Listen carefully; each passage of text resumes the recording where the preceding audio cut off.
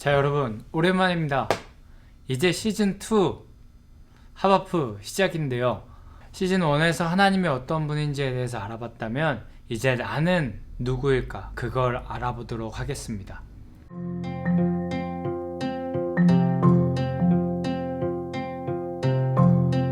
근데 여러분 혹시 여러분에 대하여서 혹시 알고 계신다고 생각하고 계시나요?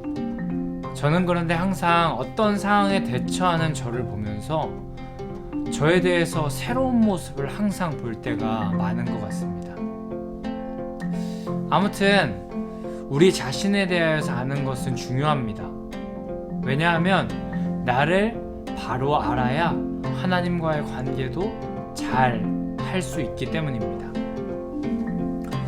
누가복음의 탕자가 결국 모든 것을 잃고 자기 자신에 대해서 직면했더니 아버지와의 관계가 회복되는 것처럼 말이죠.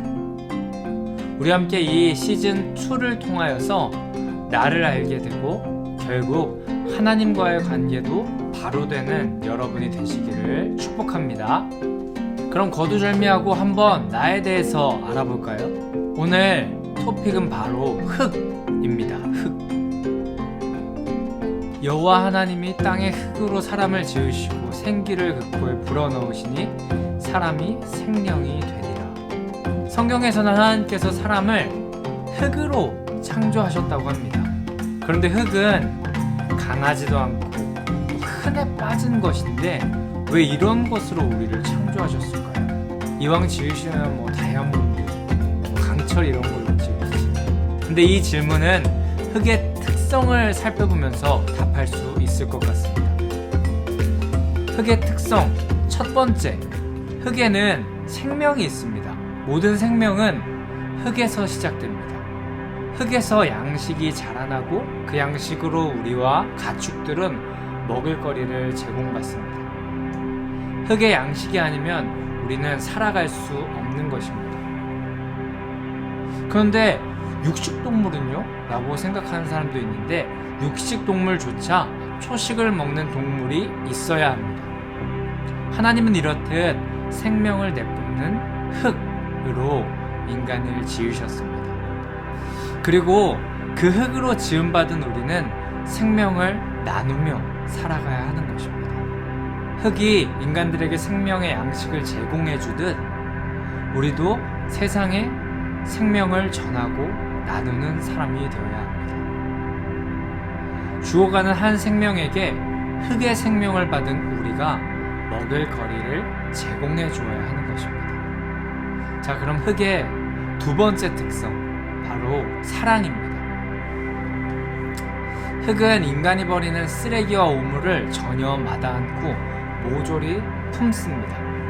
제가 일전에 쓰레기장에 가본 적이 있습니다. 그런데 그 쓰레기장에서는 흙을 파내어서 그 속에 쓰레기를 묻고 다시 흙으로 덮는 그런 일을 합니다. 만약 그런데 그 흙이 쓰레기를 묻자 아이 더러워 하면서 내뱉어버린다면 지금쯤 우리 세계는 쓰레기로 가득 찼을 것입니다. 흙은 그 무엇이든 구별하지 않고 품고 포용합니다. 그리고 더 나아가 도리어 세상을 정화시킵니다. 진정한 사랑, 상대를 구별하지 않고 사랑하는 것이며 세상을 아름답게 만드는 자로 살아가는 것인데 그 삶을 우리가 해야 되는 것입니다. 자, 두 번째는 사랑이었고요. 세 번째 흙의 특성은 정직입니다. 흙은 어떤 경우에도 정직합니다. 거짓이 없습니다. 흙에 팥을 심은데 콩이 나지 않습니다. 저희 아버지는 강원도 삼척에서 퇴직 후에 농사를 지으시는데 아침 일찍 일어나서 어머니와 잡초를 뽑고 또 솎아주고 물을 주면서 성실하게 밭일을 하십니다. 그렇게 성실하게 흙에서 자라나는 식물을 케어하면 가을에는 그에 맞는 수확을 선물해 줍니다. 흙은 그렇게 정직한 것입니다.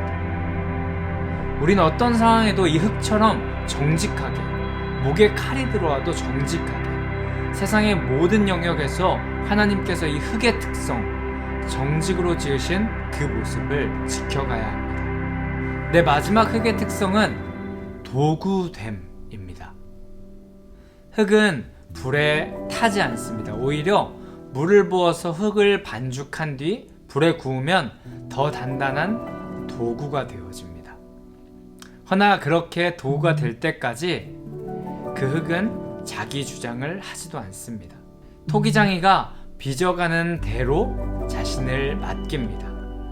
자신이 원하는 모양이 되는 것이 아니라 토기장이의 생각과 판단대로 기꺼이 자신을 내어 놓는 것입니다. 사람들은 언제나 하나님께서 도구됨의 특성을 가진 흙으로 지으심을 기억하며 하나님께 자신을 맡겨드려 하나님의 도구로 살아가야 하는 것입니다.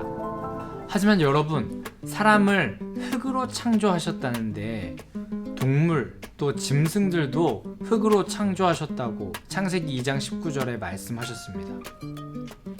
그렇게 지금까지 말한 이 4가지 흙의 특성을 온전히 나타내지 못한다면 우리는 짐승과 다를 바가 없는 것입니다.